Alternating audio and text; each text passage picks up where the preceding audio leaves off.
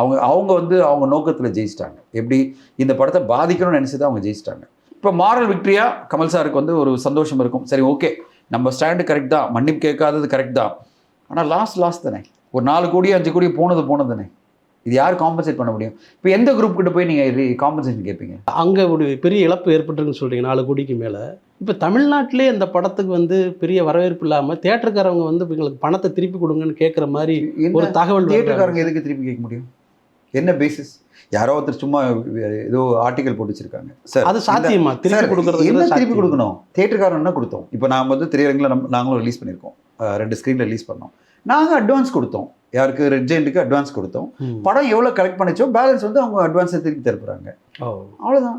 இதில் என்ன லாஸு? எனக்கு என்ன லாஸ்? படம் ஓடலன்றது எனக்கு ஆப்பர்ச்சுனிட்டி லாஸ். ஆப்பர்ச்சுனிட்டி லாஸ் என்ன அர்த்தம்னா, எனக்கு இவ்வளோ கலெக்ஷன் வந்திருக்க முடியும் இல்லை, படம் வெற்றிகரமாக போயிருந்தா இவ்வளோ கலெக்ஷன் வந்திருக்குன்றது ஒரு ஆப்பர்ச்சுனிட்டி. ஓடுறது யார் கையிலுமே கிடையாது. இப்போது நாங்கள் ஒரு 10 லட்ச ரூபா அட்வான்ஸ் கொடுத்துருக்கோம். ரெட் ஜெயண்ட்டுக்கு வந்து அவங்களுக்கே தெரியும் இந்த படம் வந்து எங்கள் தேட்டரில் ஒரு 4 லட்சம் தான் வந்திருக்கு வச்சுங்களேன். 6 லட்சம் திருப்பி கேட்க போகிறோம். எங்களுக்கு என்ன காம்பன்சேஷன் அவங்க கொடுக்கணும்? அதனால் யார் அந்த ஆர்டிக்கல் எதுனா படித்தேன் நான், ஏங்க கொஞ்சமாவது சினிமா ட்ரேட் தெரிஞ்சு எழுதுங்க தலைவா, சும்மா வாய்க்கு வந்ததை எழுதிட்டு இருக்கீங்க. காம்பன்சேஷன் கேட்டுட்டு இருக்காங்க திரையரங்கு மேலே யாரும் கேட்கல.